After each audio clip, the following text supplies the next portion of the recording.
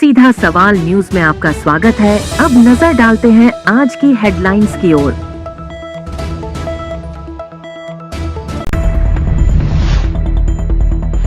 उदयपुर कोटा हो दोहरीकरण, मेवाड़ से सूरत चले वंदे भारत ट्रेन, लोकसभा में बोले चित्तौड़ सांसद। प्रदर्शनी व वार्ताकारों के साथ मेरा कैरियर मेरी पसंद विषय पर कैरियर मेला आयोजित। स्वामी रामचरण जी की 305वीं जयंती पर समाज बंधुओं द्वारा निकाली गई भव्य शोभा यात्रा। अब खबर विस्तार से। चित्तौड़गढ़ सांसद सीपी जोशी ने मंगलवार को लोकसभा में शून्यकाल के दौरान सभा की कार्यवाही में भाग लेते हुए संसदीय क्षेत्र में रेलवे से संबंधी विषयों को रखा। उन्होंने उदयपुर कोटा वाया चंदेरिया दोहरीकरण व मेवाड़ से अहमदाबाद सूरत वंदे भारत ट्रेन चलाए जाने का आग्रह किया है। सांसद जोशी ने सदन में बताया कि वर्ष 2014 के बाद से केंद्र में मोदी की सरकार बनने के बाद रेलवे के क्षेत्र में रेलवे क्रांति के माध्यम से ऐतिहासिक कार्य हुए हैं। संसदीय क्षेत्र में भी रेलवे में दोहरीकरण, नवीन रेल लाइन, विद्युतीकरण, आमान परिवर्तन के कार्य हुए हैं। चित्तौड़गढ़ एक प्रमुख औद्योगिक क्षेत्र होने के साथ साथ पर्यटन में भी एक महत्वपूर्ण क्षेत्र है। यहाँ पर सीमेंट एवं खनिज हब भी है। इससे मालगाड़ियों के साथ ही यात्री ट्रेनों का भी भारी दबाव बना रहता है। इस कारण से केंद्र सरकार के द्वारा चित्तौड़गढ़ से नीमच होते हुए रतलाम तक दोहरीकरण का कार्य किया जा रहा है। अजमेर से चित्तौड़गढ़ के लिए भी दोहरीकरण का कार्य स्वीकृत कर लिया गया है एवं प्रगतिरत है। अब उदयपुर से चंदेरिया होते हुए कोटा तक रेल मार्ग का दोहरीकरण होना है। यह मार्ग यदि स्वीकृत हो जाता है तो उस क्षेत्र में विकास के लिए भी नए आयाम खुलेंगे। चंद्र प्रकाश जोशी जी। धन्यवाद सभापति महोदय।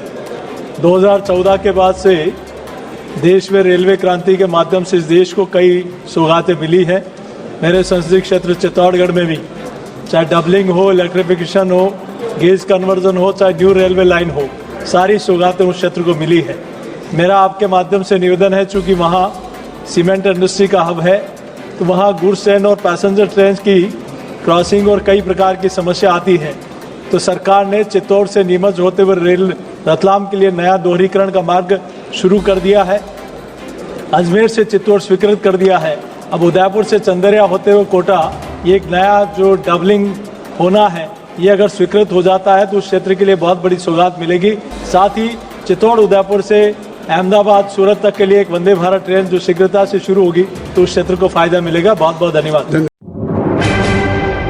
कपासन नगर में स्थित पीएम श्री राजकीय महाराणा उच्च माध्यमिक विद्यालय में अध्ययन व रोजगार में आपसी समन्वय विकसित करने तथा कक्षा 10 व 12 के बाद उपलब्ध विभिन्न कैरियर विकल्पों को विद्यार्थियों तक पहुंचाने के उद्देश्य से राजस्थान स्कूल शिक्षा परिषद के निर्देशानुसार यूसीओ स्तरीय कैरियर मेले का आयोजन नगर पालिका अध्यक्षा मंजू देवी स्वर्णकार, भाजपा के नगर मंडल अध्यक्ष पंकज सिरोया, सहकारी समिति के अध्यक्ष नंद किशोर टेलर, मुख्य ब्लॉक शिक्षा अधिकारी गोपाल लाल शर्मा, प्रधानाचार्य सुमेर सिंह, इरफान अली के आतिथ्य में किया गया, जिसमें विद्यार्थियों को अपनी रुचि के कैरियर में क्षमता के अनुरूप स्थानीय परिस्थितियों को ध्यान में रखते हुए फैसले लेने पर जोर दिया गया। कार्यक्रम संयोजक कैरियर गाइडेंस के राज्य संसाधन समूह के सदस्य अश्विनी कुमार व्यास के अनुसार मेले के प्रथम सत्र में नवीन व्यवसायों से जुड़ी प्रदर्शनियां लगाई गई।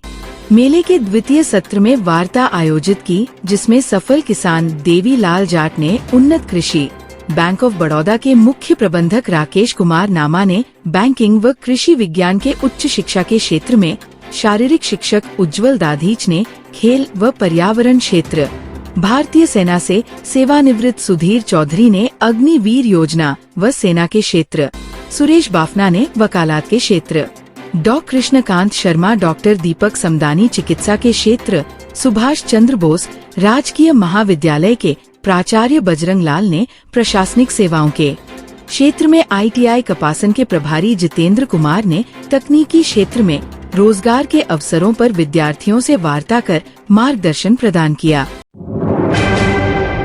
कपासन उपखंड मुख्यालय रामस्नेही संप्रदाय के प्रवर्तक और आधाचार्य स्वामी रामचरण जी की 305वीं जन्म जयंती बड़े हर्षोल्लास के साथ मनाई गई। इस अवसर पर संप्रदाय के मुख्य ग्रंथ श्रीमद् वाणी जी की शोभा यात्रा का आयोजन किया गया। भव्य शोभा यात्रा श्री कल्याण राय जी मंदिर चौक से प्रारंभ हुई। शोभा यात्रा में ईडर गुजरात से पधारे संत श्री रामकृपाल जी, श्री रामजस जी और आत्माराम जी सहित बड़ी संख्या में श्रद्धालु शामिल हुए। शोभा यात्रा के दौरान मांगी लाल सोमानी अनभेय वाणी को सिर पर धारण कर चल रहे थे, जबकि समाज के लोग चंबर ढोलते चल रहे थे। इस दौरान युवक युवतियों नृत्य नाचते गाते हुए चल रहे थे। शोभा यात्रा नगर के विभिन्न मार्गों से होते हुए श्री रामद्वारा पहुंची। रामद्वारा में संत श्री रामकृपाल जी महाराज ने वाणी जी का पाठ किया। कार्यक्रम में सांस्कृतिक प्रस्तुतियां हुई और विजेताओं को पुरस्कार वितरित किए गए। इस अवसर पर रामद्वारा महिला मंडल ने गौशाला में गायों को हरा चारा खिला गौ सेवा की।